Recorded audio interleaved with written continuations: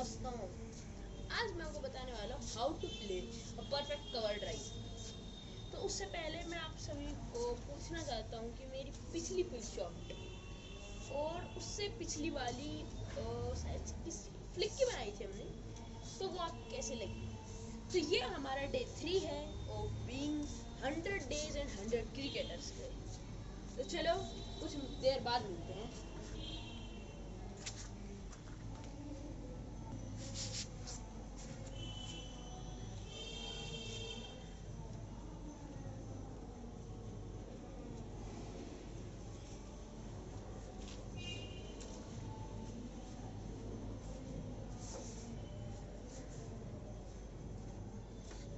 Okay guys, मैं paid up होके आ चुका हूँ और आज हम हेलमेट नहीं पहनेंगे क्योंकि आज ज़रूरत नहीं है।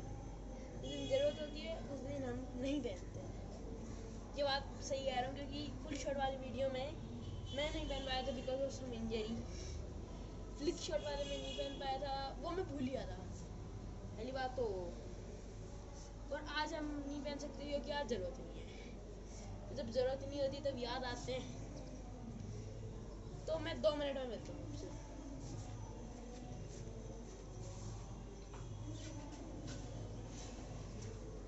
आज थोड़ा कवर ड्राइव, आज मैं आपको प्रैक्टिकली बॉल के साथ करके दिखाऊंगा कि कैसे एक परफेक्ट जाती है बॉल। अगर हम उसको ऐसे मतलब कवर्स में मारने की ट्राई करें तो परफेक्टली बॉल को एग्जीक्यूट कैसे करना है। तो सबसे पहले स्टैंड्स इसके नॉर्मल रहेंगे, बिल्कुल नॉर्मल। आप सबको तो बताएंगे, मैं थोड़े तिरछे स्टैंड्स लेता हूँ। तो अभी क्या करना है, हम ऐसे बॉल को देख रहे हैं तो अपने दिमाग में बिल्कुल एक इमेजिनरी लाइन होनी चाहिए। और वो लाइन होनी चाहिए मिडिल स्टंप से लेके नॉन स्ट्राइकर के मिडिल स्टंप तक। और फिर हमें उस लाइन को मतलब किसी भी अपने दिमाग में उस लाइन को देखना है और एक और लाइन बनानी जो तीनों स्टंप से लेके नॉन स्ट्राइकर के तीनों स्टंप से जाए। और हमें ये चीज इंश्योर करनी है कि अगर बॉल उस लाइन पे या फिर उस लाइन से लेग साइड टच हो रही है तो उस बॉल पे हमको कवर ड्राइव नहीं मारना। ओके, अगर हम यूं होके कवर ड्राइव मारने जाएंगे तो मोस्ट प्रोबेबली चांसेस हैं कि हमारा या तो हम बोल्ड हो जाएंगे या हमारी परफेक्ट बॉल नहीं जाएगी या तो हम रन आउट हो जाएंगे या तो कैच हो जाएंगे। क्योंकि स्टंप हो नहीं सकता है एज यू नो। तो सेम नॉर्मल स्टैंड्स आप लोग अपने हिसाब से स्टैंड्स लेना, मेरे को देख के कोई कॉपी नहीं करेगा। और कमेंट्स देखता भाई सब हार्दिक पांड्या मैं यू स्टैंड्स लेता हूँ, हार्दिक पांड्या यू स्टैंड्स लेता है। उसके घुटने बहुत कम मुड़े होते हैं, आगे वाला मुड़ा होता है, पीछे वाला नहीं मुड़ा होता है। वो उसकी मर्जी है। तो मैं हल्के से टिल्ट होके खेलता हूँ कि मैं फ्रंट में आराम से जा सकूँ। जो लोग ऐसे होके लेते हैं उनके लिए थोड़ा सा हार्ड होता है क्योंकि उनको पैर मोड़ के आगे जाना होता है। लेकिन मैं स्टार्टिंग से ही पॉइंट की तरफ रहता हूँ, हमारा रहता है मेरा पैर, हमारा तो नहीं रहता होगा, अलग अलग लोगों की अलग चॉइस है। तो इसलिए हमें जब इमेजिनरी लाइन बन गई, अगर वो बॉल उसके ऑफ साइड में है और ऑफ साइड इतना कि 5th स्टंप की बॉल है, 5th स्टंप, तो हमें सेम स्टैंड्स के साथ एक पैर आगे निकालना है, सेम एज यू नो। अगर मैं आप लोगों के लिए क्लियर कर दूं, ऐसे पैर निकालना है और ये थोड़ा पहले क्लोज बिल्कुल नहीं होगा, तो जैसे बिल्कुल स्ट्रेट पैर है वैसे रहना है, पिछले के टॉप पे आ जाना है, फिर बैट को पीछे ले के जाना है। मैं एग्जीक्यूट करके दिखा दूं, 1 मिनट मैं अपना कैमरा एंगल चेंज करता हूँ।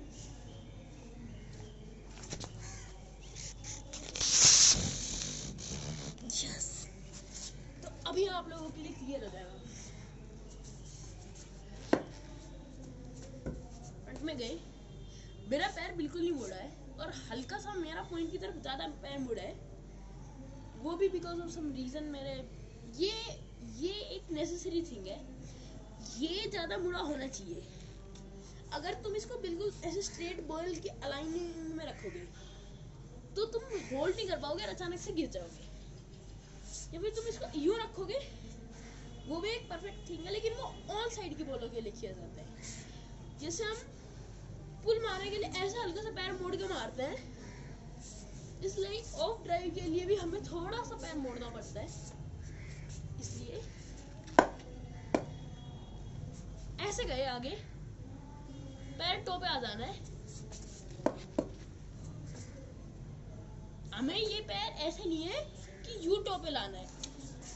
फिर क्या होगा कि हम बॉल के हल्का से ज्यादा नजदीक चले जाएंगे। और अभी अभी अभी अगर तुम स्टार्ट हो रहे हो तो टो पे उठो ही मत। अगर टो पे उठोगे तो तुम्हें और कम रिएक्शन टाइम मिलेगा।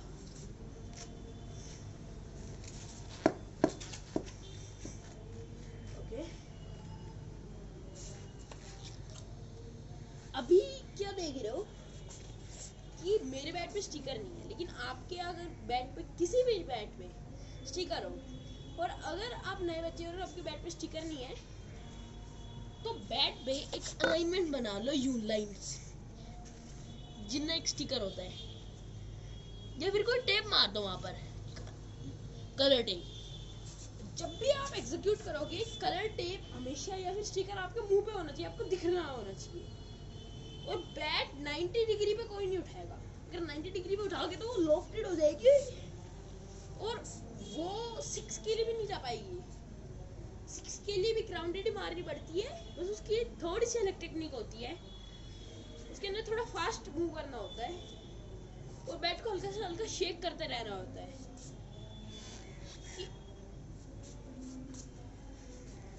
ओके, मैंने लिए स्टैंड्स, ये मैं फ्रंट टॉप पे गया और मारा एग्जैक्टली। अभी देखना मेरे को अपना क्लियरली बैट दिख रहा है। तो यही करना होता है, हमें अपना बैट क्लियरली दिखना होना चाहिए। अभी देखना, अभी मैंने ग्राउंडेड मारी है। अभी अगर मेरे स्टंप्स यहाँ है तो मेरे को यहाँ बॉल जो मेरे यहाँ पे चोरी होगी उस बॉल के लिए खेलना है ऐसे। और इसके अंदर तुम्हें हैंड, जैसे हमें मैंने बताया था फ्लिक में यहाँ रखना होता है, तो इसमें यहाँ पर हाथ होना चाहिए। ओके, ये हल्का हल्का हिल रहा होना चाहिए, मैंने कहा शेक होना चाहिए बैट हल्का हल्का। टाइट पकड़ कर रखोगे तो वो नहीं जा पाएगी बॉल, क्योंकि तुम बैट को टाइमिंग नहीं दे पा रहे हो। टाइमिंग तब होती है जब हल्का हल्का बैट अपनी मर्जी से चल रहा हो, हल्का सा, तो एग्जैक्ट बॉल जा पाती है। हल्का सा नीचे और फिर खेला। इसमें क्या है, अगर तुम ऐसे खेलोगे तो इसके अंदर तुम्हारा पहला फायदा है कि तुम्हारी एनर्जी बहुत कम लगेगी, बहुत कम। और दूसरा, बॉल तेज स्पीड से इनर कोर से बाहर निकल जाएगी, फिर स्लो हो जाएगी लेकिन इनर कोर से बाहर निकल जाएगी। और कवर ड्राइव तब ज्यादा खेली जाती है जिसके अंदर फील्डर्स इनर कोर से बाहर होते हैं। तब देखना हमेशा विराट कोहली भी ज्यादातर तभी मारेंगे जब इनर कोर से बाहर होते हैं, तब जाके वो खेलेंगे।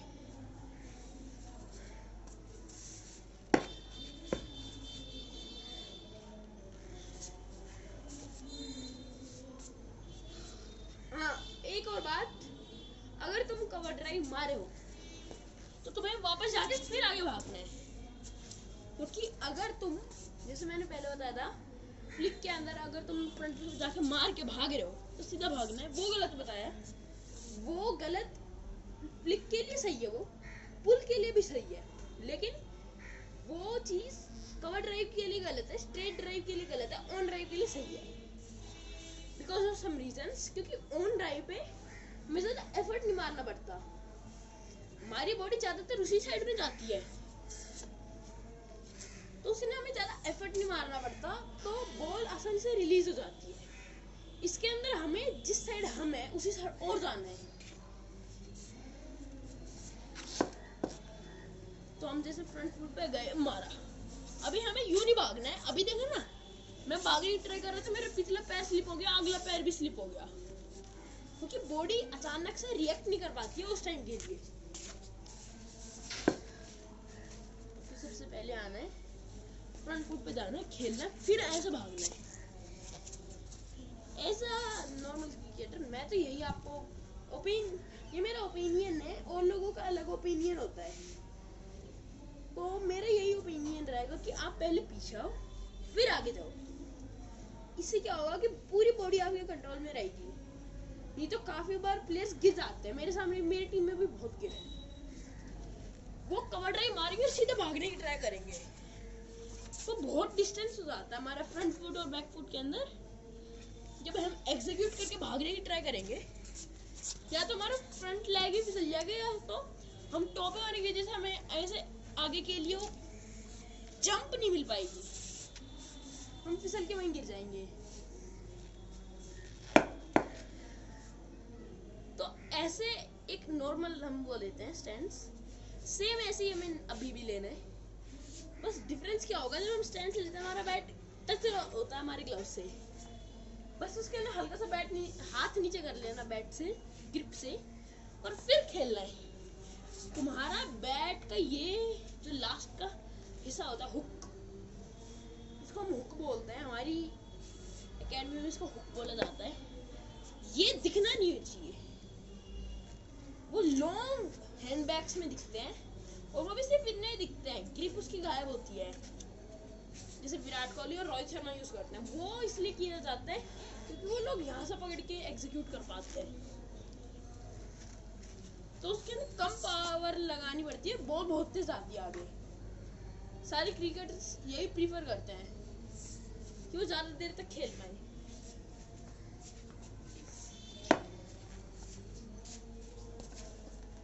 ऐसे खेलना है हमें बिल्कुल टिल्ट नहीं होता ना कि ऐसे जाके तुम खेल रहे हो, वो गलत हो जाएगा। अगर तुम्हें लेट कवर ड्राइव खेलनी है तब तुम इस साइड जाके भी मार सकते हो, लेकिन उसके अंदर बेंड नहीं होना चाहिए। और वही सेम बाउंस की हाइट के हिसाब से अपनी बॉडी की हाइट एडजस्ट करना। अगर बाउंस कम मिल रहा है तो हल्के से डाउन होके खेलो, अगर अगला सा बाउंस मिल रहा है तो आगे जाके नॉर्मली खेलो, और अगर थोड़ा सा ज्यादा बाउंस है तो आराम से आके या तो बैक फुट पे होकर पंच मारो। मैं बेस्ट यही कहूंगा, बैक फुट पे जाओ और फिर आराम से पंच मार के भाग जाओ। वो 2 रन के लिए प्रीफर करता हूँ मैं, ज्यादातर मैं कवर ड्राइव में 3 रन बहुत भागा हूँ। एक मैच में मेरा रिकॉर्ड रहा, मैं 3 बार 3 रन भाग गया था, लगातार नहीं, मतलब ज्यादातर वो 3 ओवर के बीच बीच में हुए थे 2-2, और एक मैंने सबसे 13 ओवर बाद भागा था मैं। हाँ, ये मैं प्रीफर करता हूँ।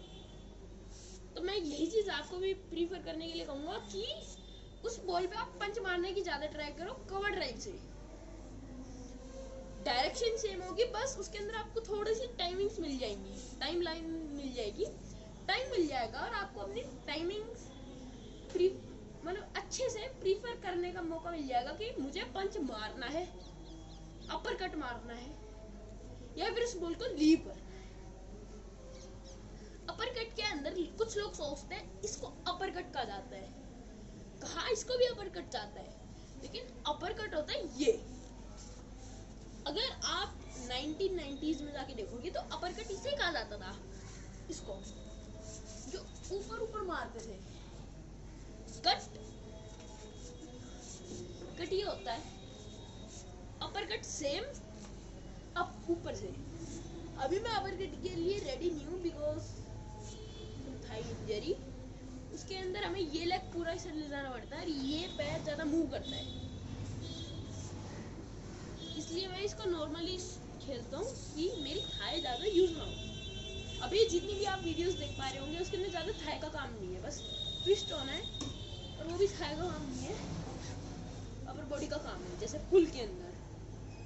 तो अगर आपने पुल शॉट वाली वीडियो नहीं देखी है या फिर फ्लिक वाली वीडियो नहीं देखी है तो मैं उसको डिस्क्रिप्शन में पिन कर दूंगा, आप जरूर जाके देखना। तो थैंक्स फॉर टुडे, और कल की वीडियो में होने वाला है how to play a perfect defence. Thanks.